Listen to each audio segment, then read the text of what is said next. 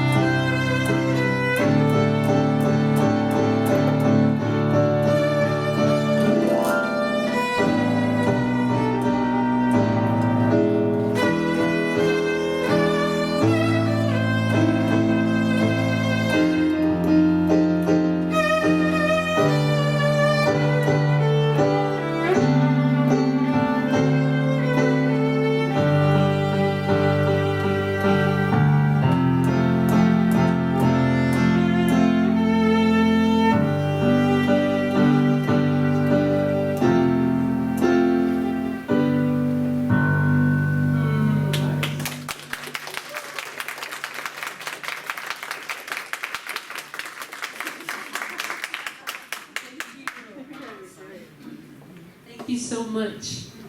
It's beautiful. And our opening prayer this morning will be led by Reverend Julia Norton. Good morning. Good morning.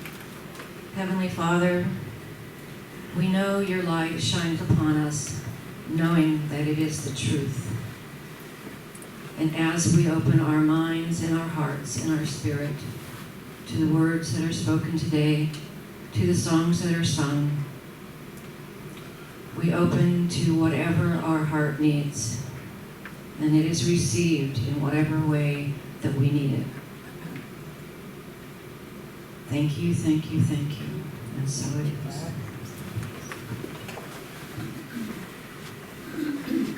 And our special reading this morning,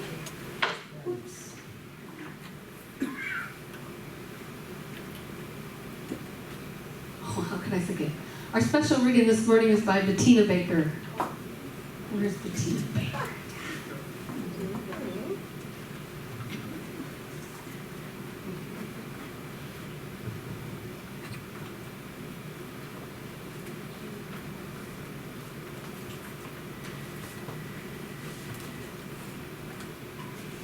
Jeanne asked me to speak a little on manifestation. Can you hear me? Yes. Put it close. Put it close to you. Closer. Oh, perfect. How do we manifest? To manifest, quote, unquote, implies an external display so evident that little or no inference is required. As you know, this means we do not get to our conclusion by basis of evidence and or reasoning. To manifest is to bring into being by way of faith, belief, and whatever our passion consists of in our mind. By doing this, we line up the protons and electrons to create what is in the forefront of our thoughts. Yes, to create. We are the creators.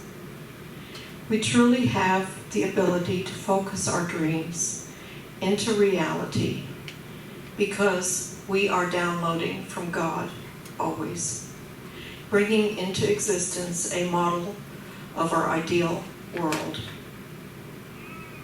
Elevate your vibrations and always come from the blessed energy in the consciousness of abundance.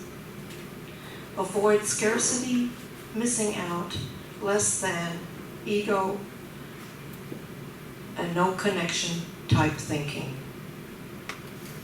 We are all divine beings, worthy of everything we desire and have already passionately achieved in our life. Enjoy your life and be grateful each and every day for all the gifts laid before us through the ability to create. This is our God-given talent and should never be squandered. Seek the kingdom of heaven within, then all things will come to you. Amen. Amen. Thank you so much. Do we have any newcomers today? And your name? Polar Bear, Polar Bear. And where are you from? originally Southern California. Welcome. Anybody else? How do you follow up with Oh, come on, you can be creative. I'm Susan, I live in Oakwood, I moved here in February. They're going to ask you. Susan, living in Oakwood, and you moved here in February. Awesome, thank you. Yes. I have my mom here with me today. Really? Mom! Nice to meet you. Thank you, And you are, Barbara. and you live here in Salt Lakes? You live in Oakwood. I'm gonna say. So welcome. It's so good to have you here. We have a welcoming statement That's my friend. that we want to welcome all of you here. Let's say it together. We love you, we bless you, and we welcome you. And now it is time to greet your neighbors, so let's stand. Say hello with a handshake, a hug, or a namaste. We're gonna make our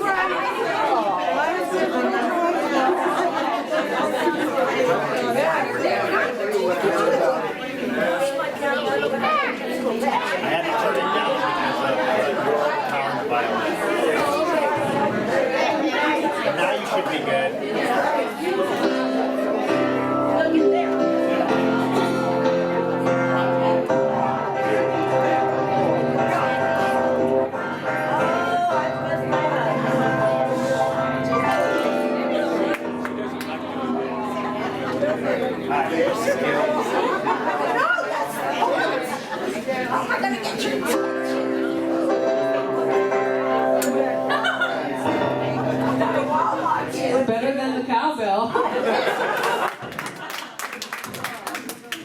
We are videotaping these services, and I watched a videotape from last Sunday, or the Sunday before. Last Sunday's video did not get uploaded to the website, but if you ever want to see our services, you can go onto the website. But I saw me ringing this cowbell and bring it back. That's gotta go.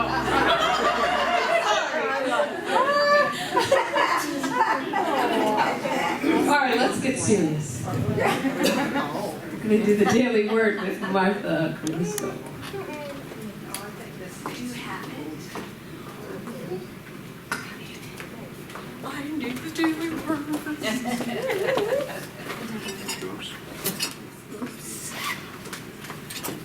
My bad.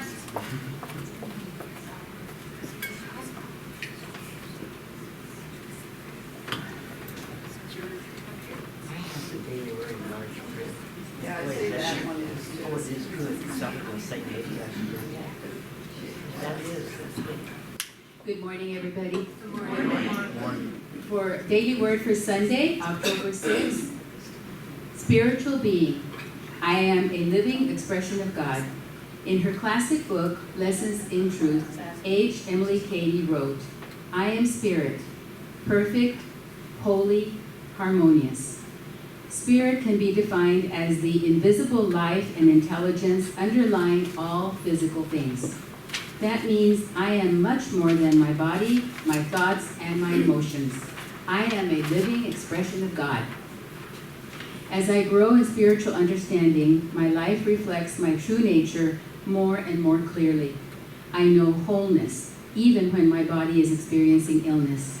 I see abundance, even when outer circumstances indicate lack.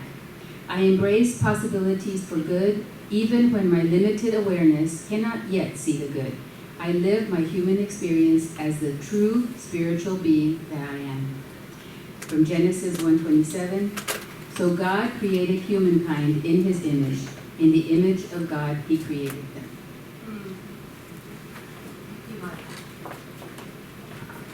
And now it's time to go into our meditation portion. And Francine's going to lead us in song. And then Reverend Maria Blanding will come up and do our special meditation today.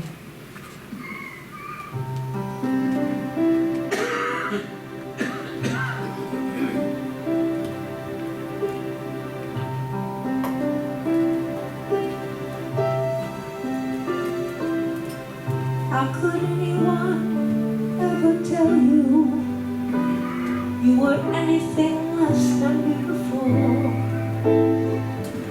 How could anyone ever tell you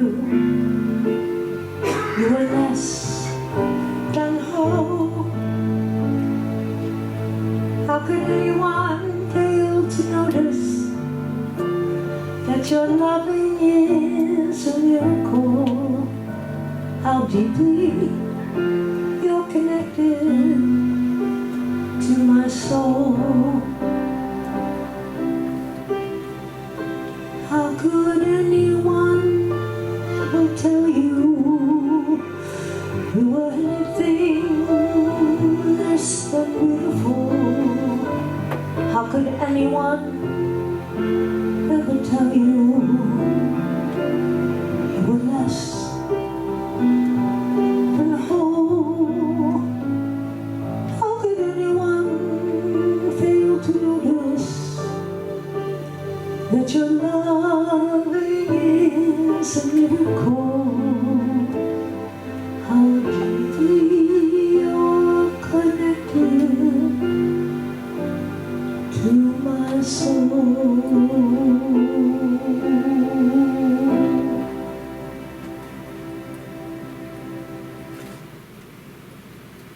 Just take this time now to become connected to who you really are, that spiritual being, the God self that dwells within you.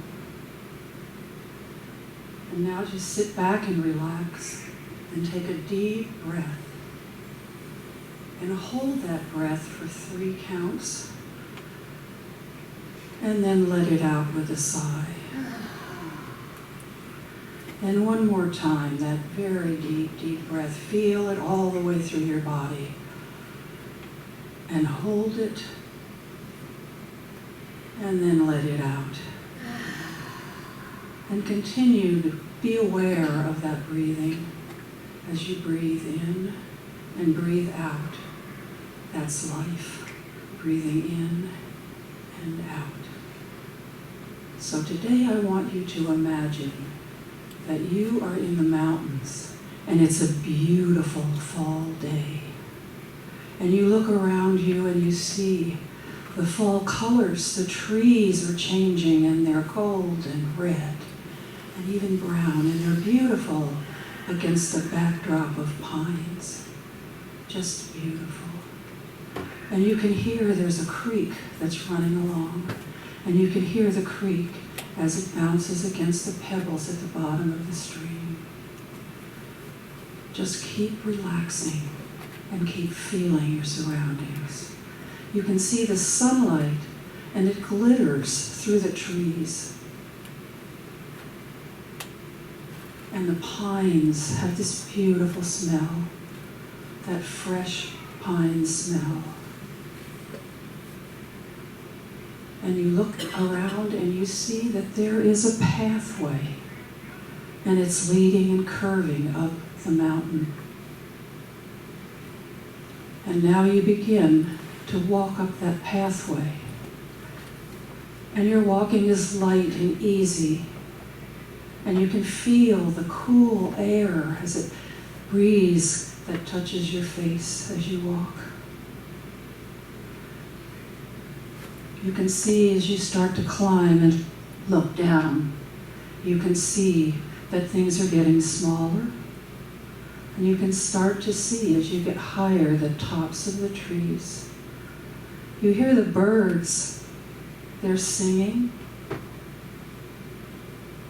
And as you climb and get higher and higher, and finally you arrive at the top and there's a beautiful outlook. And there's a bench there. So you sit down to take a rest. And this is the time that you start to go within and get in touch with that inner God, that spiritual guide that is with you always. And as you do that and recognize that that guide is always there to give you answers when you ask, so I want you today to ask that inner guide, is there something that's holding me back from my spiritual growth, from my highest vibration? It could be just a belief that something's showing up in your life you don't want anymore, a negative thought. It could be a feeling, an emotion like anger or resentment that you haven't been able to let go of. It could be a person or a thing that just doesn't serve you anymore. So take a moment now and ask that inner spirit to give you any answers that you need, to find that thing, if there is one, that you need to release.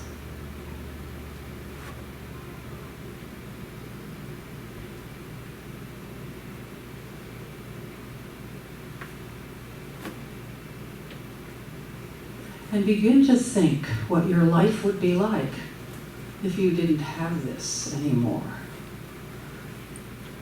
How would it be better? How would it be just more peaceful and joyful? And when you're ready, when you really, really accept that you need to let this go, just fling it out over the mountains. Just fling it out. Now it's time to stand up and begin the walk down the mountain. And you feel lighter. Your step is light. It's such a beautiful feeling. And you begin to notice all that's around you again. The trees and the sounds of the birds and the sounds of the little breeze as it ruffles through those trees. And become now focused on how connected we are to all of life. And start now. You're almost to the bottom, and it's time to bring yourself back into the awareness and into this room. And take all the time you need to do this. And when you're finally ready, open your eyes.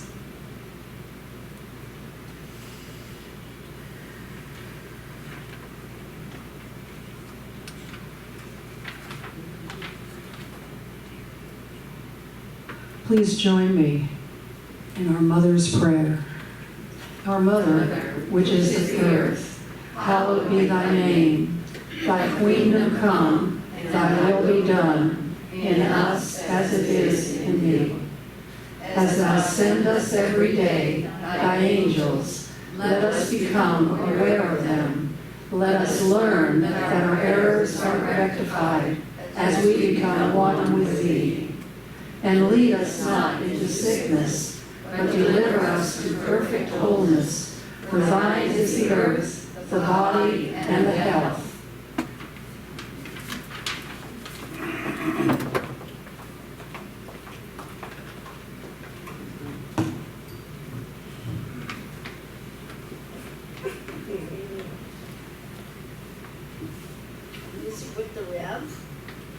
Well,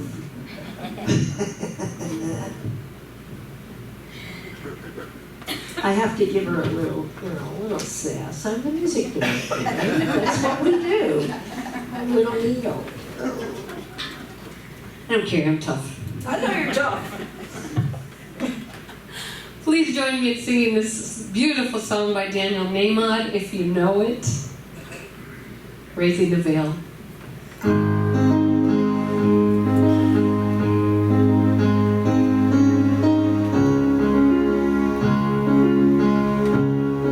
I'm raising the veil between me and my God.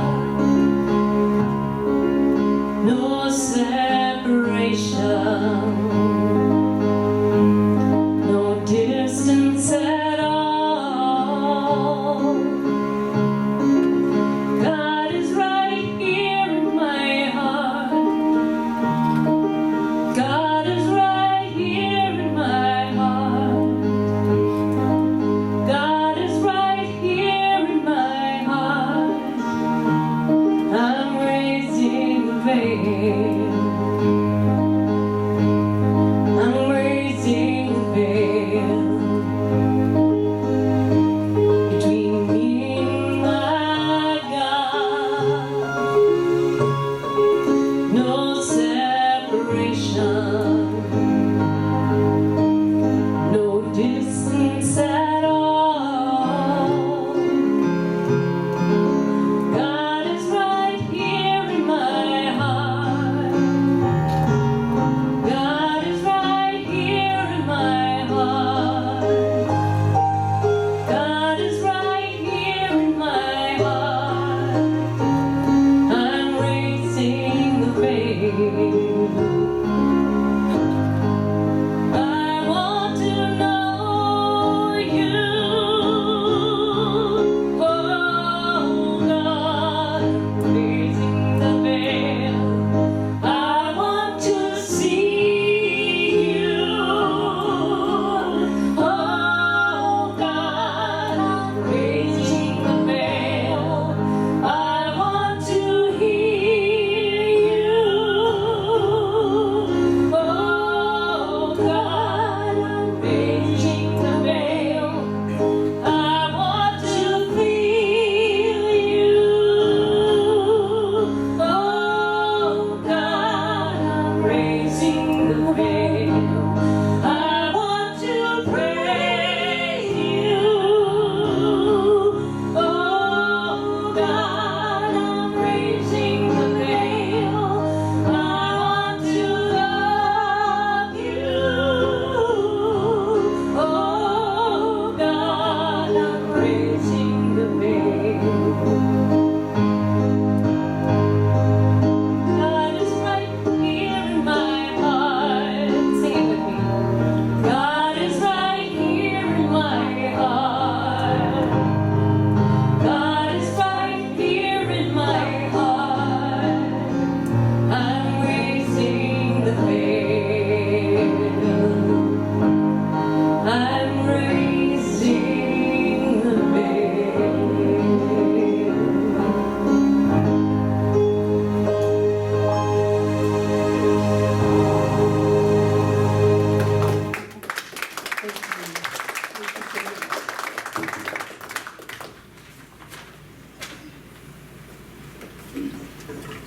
So today we're talking about tipping points or turning points. Tipping points or turning points.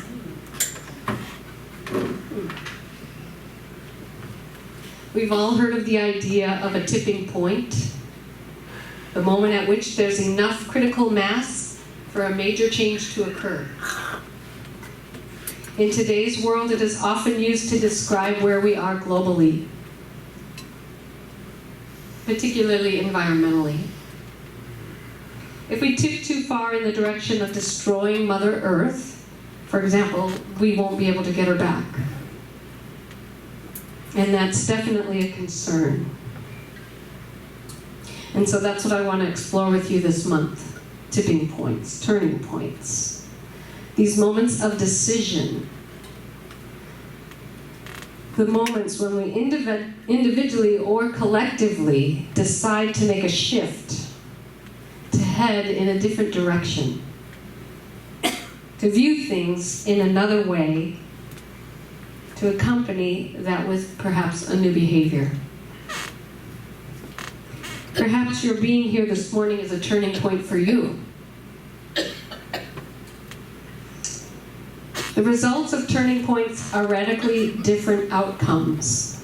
Or said another way, turning points result in different tipping points. This month, supported by the strong foundation of unity teachings, we will have personal turning point moments that will tip us in the direction of greater love, peace, joy, and manifestation, which can have a significant impact on our world. So today we're going to lay the groundwork and set the tone, not just for this month, but for the rest of the year. Julie McIntyre, the director of the Center for Earth Relations, said, "There comes a point when you know, without a doubt, without hesitation, that you cannot go back to your old life. You cannot be who you once were and also have a new life." And that's where the turning point comes in. At a time when individual and collective turning points are so important, we are going to take five perspectives on life today and look at one way of viewing them and then turning them into a new view.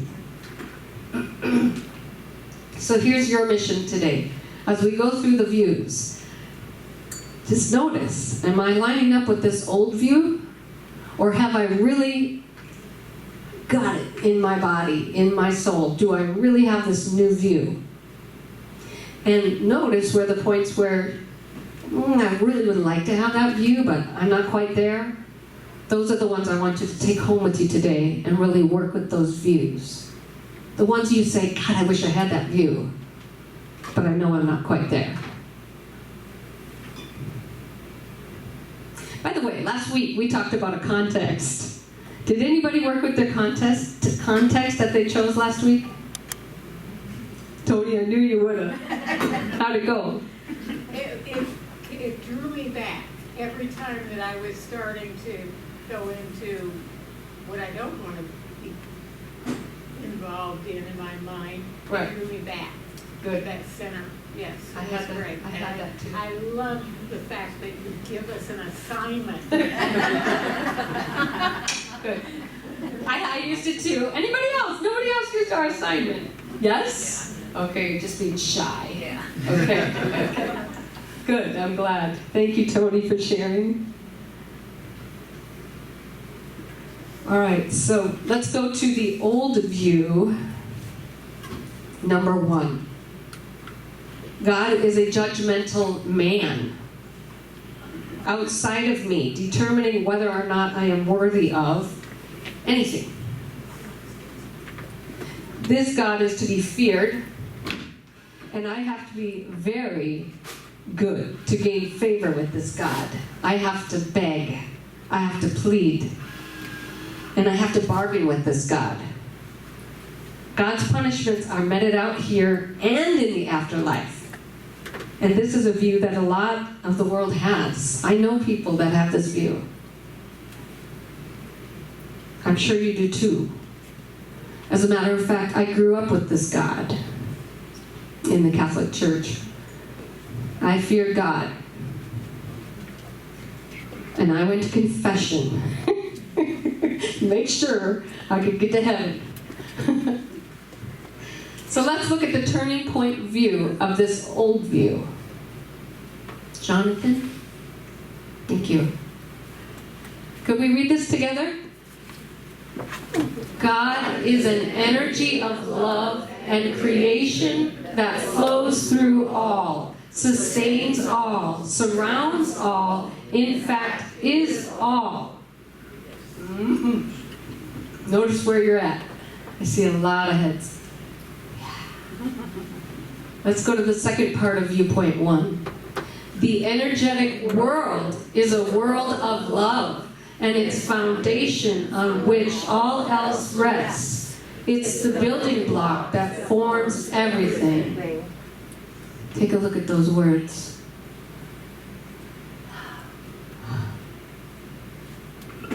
The energetic world is love.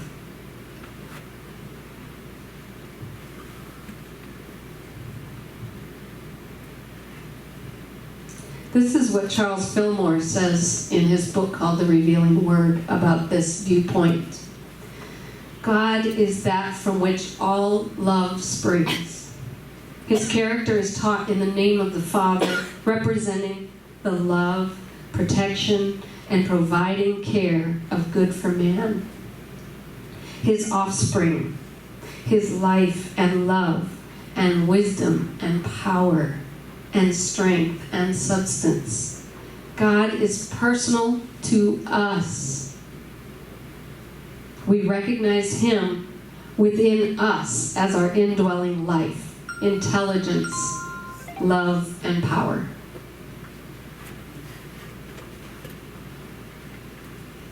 All right, let's move on to old view number 2.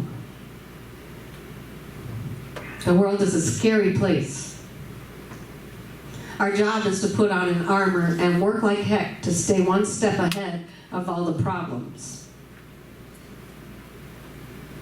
of all the terrorists, the super germs, the dysfunctional stepmoms.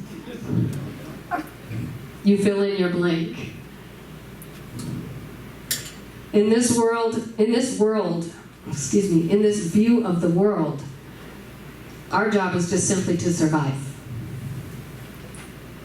I know people in this view. People in my family, perhaps. Maybe in yours too. They have an anthem, it's called Love Sucks and Then You Die.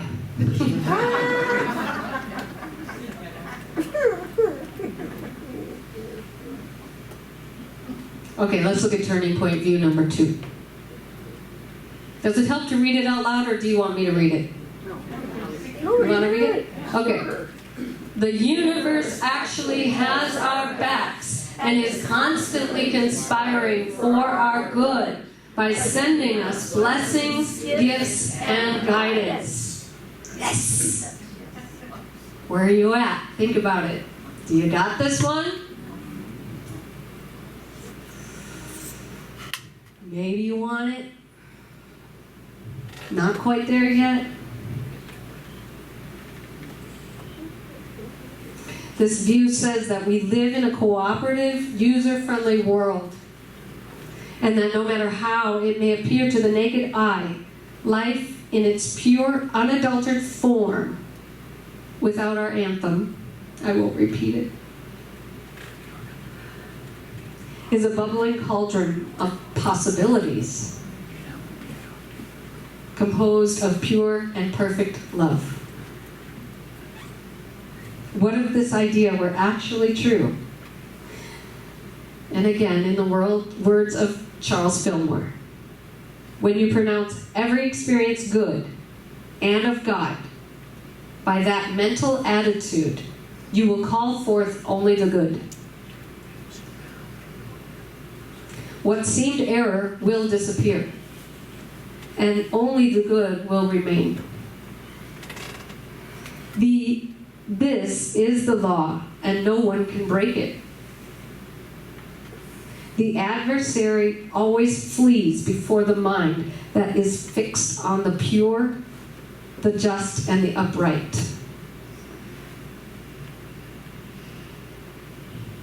What if you had that view? Be pretty powerful.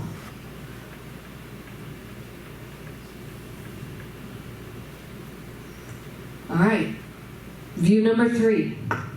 Life happens to me. I'm an innocent bystander, a pitiful victim of circumstances, of weather, of disease, and worse, of my own dysfunction. External events constantly get in my face. The best I can do is learn to cope with these external events. I've been there. I'm sure, possibly, many of us have been there with that view. When our life goes up and our life comes down and our life goes back up again, when we're in this down place, life happens to you. And you get stuck in that wheel, the negative wheel, and it just keeps creating more and more. So let's see the turning point view. Life emanates from me. I create my world with my thoughts, my beliefs, and my energetic frequencies. Goosebumps? Where are you at with this one? I love this. I love talking about frequencies. I know that any kind of talk of love or feeling of love raises your vibration in your body. And then you start resonating things at a higher vibrational level. So it's so important to know, observe where your vibration is, because every vibration creates your future.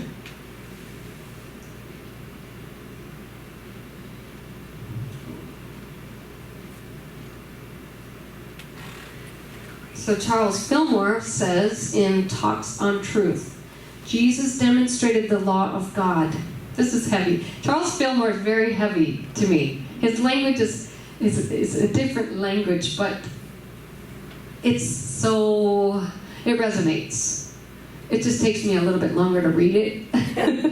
I mean, to grasp what I'm reading. Okay, Jesus demonstrated the law of God, and his word was with power. He became the Word of God incarnate because he fulfilled all the requirements of the law. This fulfillment is the privilege of all of us. Whoever dedicates his whole life to the supreme good, and by devotion, right thinking, right doing, right acting, pure living, and pure speaking, fulfills the law.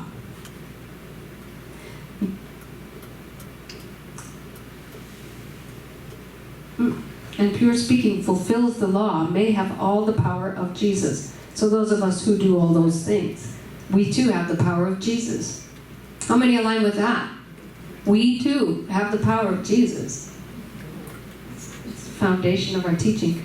God is no respecter of persons, but he requires an exact observance of the law to the least jot and tittle. Jot and tittle. Now, if you had this view, if you really had it, how would you be living? As a creator. So much of our life is all based on our perspective on life, our viewpoint on life. For example, there were 2 salesmen that were sent overseas to a third world country to find a new market for shoes, selling shoes. And they got to this country, and the people did not wear shoes there.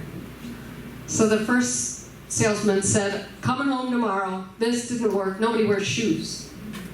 But Joe, the second salesman, he sent a telegraph saying, this is incredible, what a great market, there is no competition. Perspective. I love Joe. It's really, in regards to like the Course in Miracles, when you are, the definition of a miracle. What's the definition of a miracle in the Course of Miracles? Anybody? Change of perception. Change of perception, yeah. What I have in my head is release from bondage is a miracle. What is that? That's a change in your perception, and it doesn't like that. And it usually takes is someone else to come along and go, why are you doing that? What? Doing what? And then you can start to get out of your perception and see where this other person is seeing your perception. And you can start to see, oh, that's coming from my childhood. Feels very normal to me, but I can see where that's a perception that I perhaps need to grow up out of if I want to release from bondage, if I want a miracle in my life. Okay, let's go to the next old view number 4. No pain, no gain. We've become so accustomed to living in the, life sucks paradigm that it never occurs to us that another reality, a happy reality, is possible. Pain, loneliness, and fear are the context within which we live our lives. We're so conditioned to wallow in misery that the concept of life as a joyous adventure seems impossible or even unnatural. But there is a different way to view life. And let's look at turning point view number 4. There is no reason to struggle. Once we let go, surrender to the universal flow of life, life with a capital L will take over and handle the details. Where are you at? Lining up with that baby.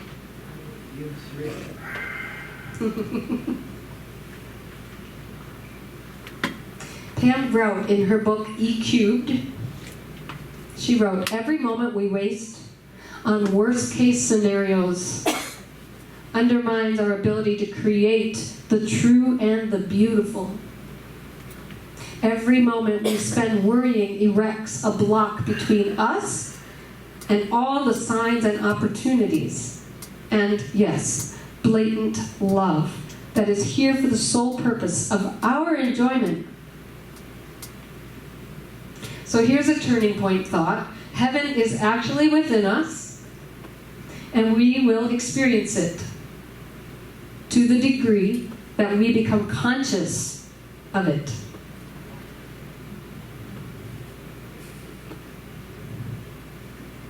Fillmore says, faith in spirit and the ultimate dominance of the good in all of us.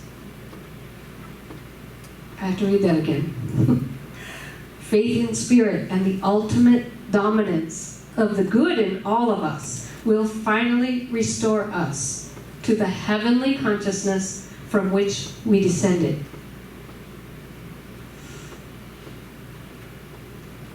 Heaven is everywhere present. It is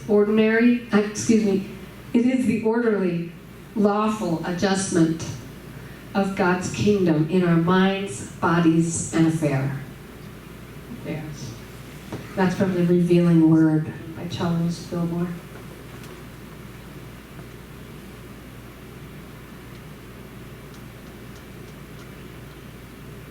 Okay, let's move on to our final old view.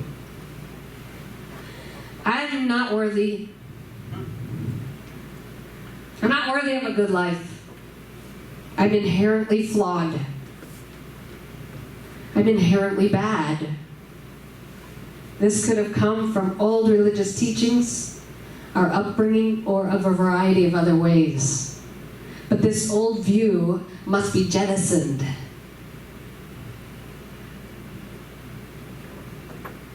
What's it going to take to get us to be worthy, to know that there's nothing we have to do? We don't have to please people to be worthy. We don't have to work hard. What does it take to become worthy? Well, I'm in that money class. It's called How to Manage Your Finances Like a Rock Star, right? So my teacher put on a crown, and she put on a gown, and she grabbed a little girl's scepter. Crystal, you would have loved it. It was this beautiful, shining, lighted up scepter. And she went around and she said, I now deem you all worthy. and we all got into it. It's true. We're worthy. We don't have to do anything. But sometimes we get so caught up in that false personality that says, I gotta do this, but I gotta do that, and I gotta take care of this. And no, you don't. We just have to accept ourselves as worthy, and I love myself exactly the way I am. I don't care that I have a little bit of fluff on my hips. What does that mean, that I'm not worthy or something? You know, these little things. Suddenly now, I'm 55 now. These little fluffy things, that's supposed to be there. If I want them. Let's look at turning viewpoint number 5. My worthiness is not at stake. It never has been, and it never will be. There is nothing required of me to be worthy. I am worthy simply because of who I am. Hear, hear. The truth is, your real self is that which says, I am. It cannot be described. You know why? Because if you try to describe who you are, you will be putting a limitation on who you are. And you are unlimited possibility. Truly. It is the all possibility, and it comes from love.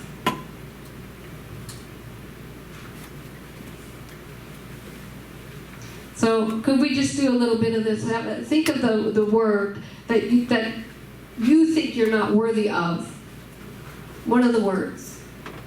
And all at the same time, we're going to say it together. I am worthy of. And so we're going to say that all together, and you just throw your word in there, okay? So you ready? I am worthy of love. Yeah, absolutely. I think we need to do that again. We're pretty weak. Right? Yes. All right. I am worthy of affections.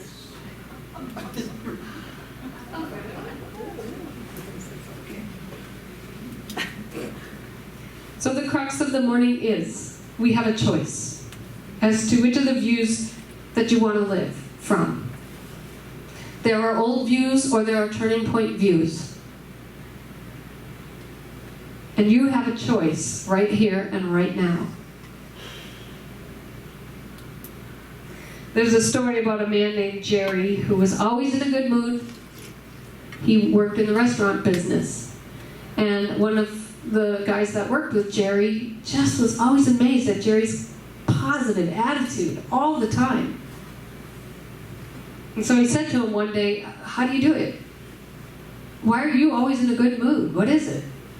And Jerry told him that I wake up every morning and I know I have a choice. I can be happy and I can accept what's going on in my life, or I can be upset. And I choose to live, and I choose to live happy. Well, one day Jerry went to the restaurant and he had realized he had forgotten to lock the door. And when he walked into the restaurant, there were burglars there, and they made Jerry go to the safe to take the money out for the burglar. And Jerry got so nervous and he fumbled, and they got nervous and they shot him right in the chest. Luckily, somebody else came along and they got him to the hospital right away. And the nurses and doctors were, doing everything they could for him, and the nurse started asking him all these questions. And she said, Jerry, is there anything you're allergic to? And he said, yes, bullets!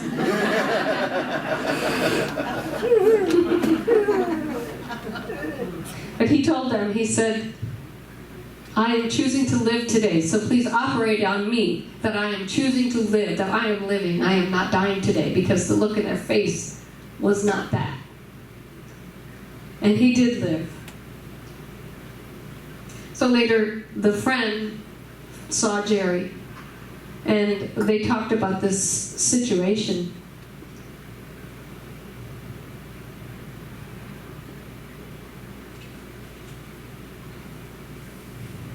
And when he asked him how he was, Jerry's standard response was, if I were any better, I'd be twins. Want to see my scars?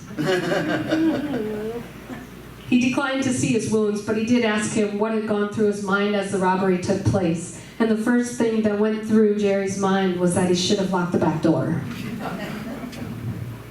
And then, as he laid on the floor bleeding, he remembered that he had two choices. I could choose to live, or I could choose to die. And he chose to live.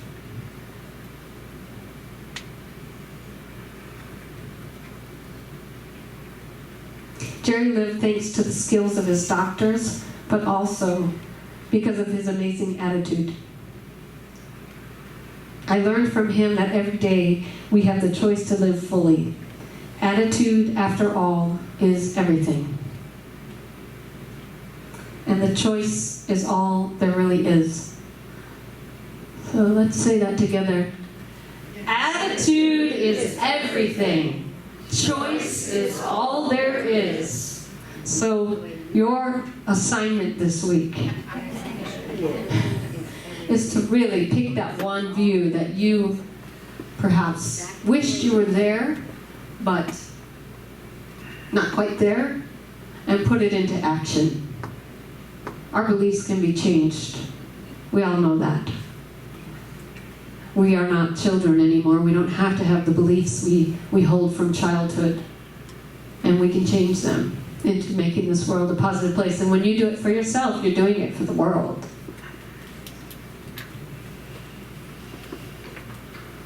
So let's say our affirmation together. Life emanates from me. I create my world with my thoughts, my beliefs, and my energetic frequencies. And God bless you all.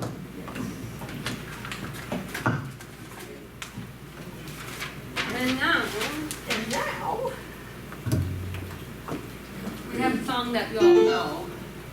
So, this time You all get to sing it with us.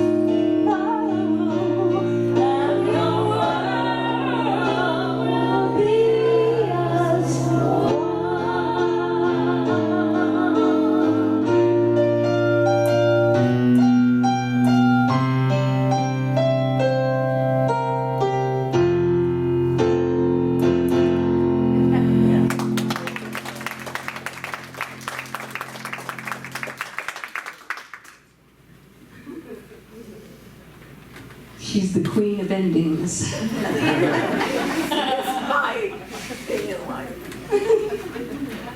right, it is time for our offering.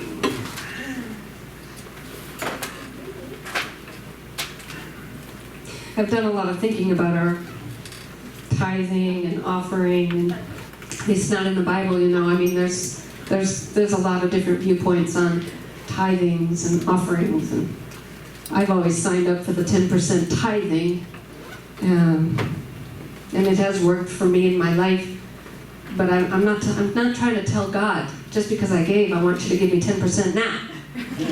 So that's where I'm struggling, you know. Who am I to tell God? But I am God. So, just some thoughts on it. I'd love to have somebody do a special reading someday about tithing and give your opinion on what you think it is. Because nobody has one true meaning. You know, we're all God. So, let's take our offering in our hands and affirm. Divine love as me blesses and multiplies all that I am, all that I have, and all that I circulate. I am so blessed. Thank you, God.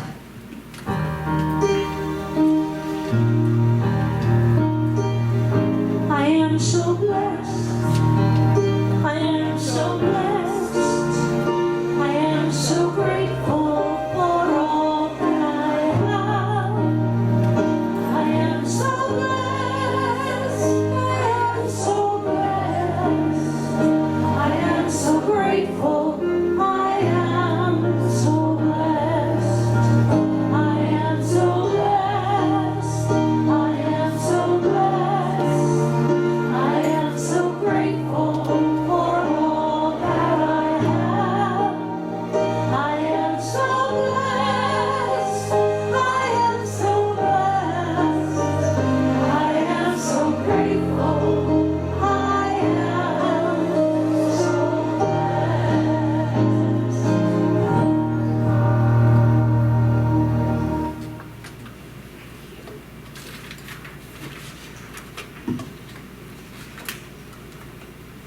Together, we give thanks that these many blessings of the day, and know they are but a symbol of the inexhaustible substance of the universe.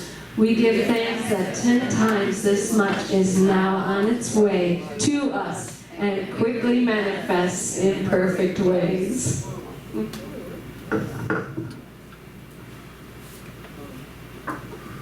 And now it's time for our announcements for the week. Reverend Julia.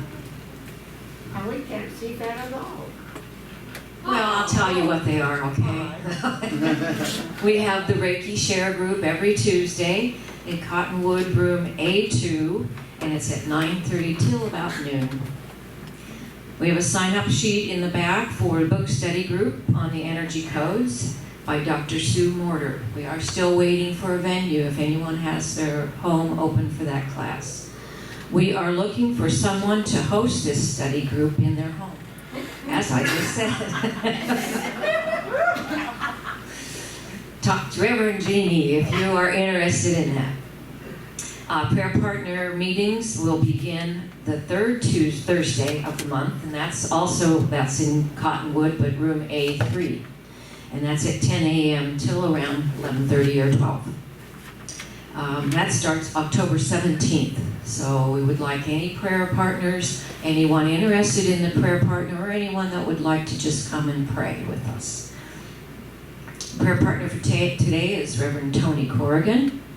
And there is a box in the back for prayers, and they go to the prayer circle here, and then they go on to the Unity Silent Prayer Ministry.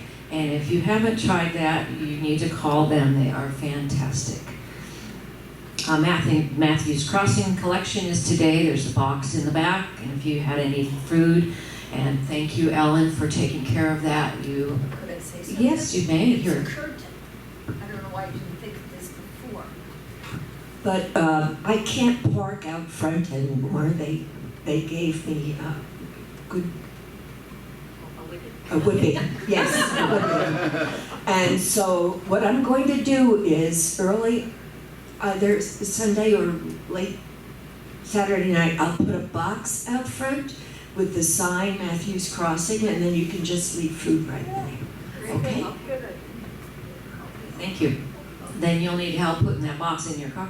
I think that's it. Zona has a humming group, and that will be that'll be starting the fourth Thursday of every month, correct? And that's at 10 o'clock in that room A3, the Cottonwood Country Club. Believe the date's the 24th this month. 24th, yeah. I just wanted to make one final announcement. We are going to go on our exploration this week on Wednesday, and it's sad to find out that some of our people have had things come up, life happens, and so we will not have as large a group as I had first thought, but that's okay. This place is open, I think, 6 or 7 days a week, and you can go down there anytime you want. I do have email addresses for everyone on my list except for Linda Price. Is Linda here? Could you see me afterwards and give me your email address, and I'm going to send an email with the details of where this place is and the time and blah, blah, blah. And we would like to leave at 10 o'clock because we're supposed to be there by 10:30. It's about a 20-minute drive. And the big deal is we have to find a parking place. But in addition to the ceramic piece that I showed you last week, another thing that you can do at this butterfly place is you can do glass fusing. You can make these little pieces of jewelry that we all love. And you can also, if you have a favorite wine bottle or Coke bottle or whatever that you like to flatten and make it into a spoon rest, they will do that for you. And if you like to paint on canvas, you can come down. They have kits that has the canvas and the paints and the brushes and blah, blah, blah, blah. And they don't mind if you nibble while you work. So if you want to bring your tater chips or whatever you like, raisins or whatever, to come along. So I will be sending an email, so kind of watch for that. Thanks so much. Anybody else? All right, let's stand and sing our final song with Ernie.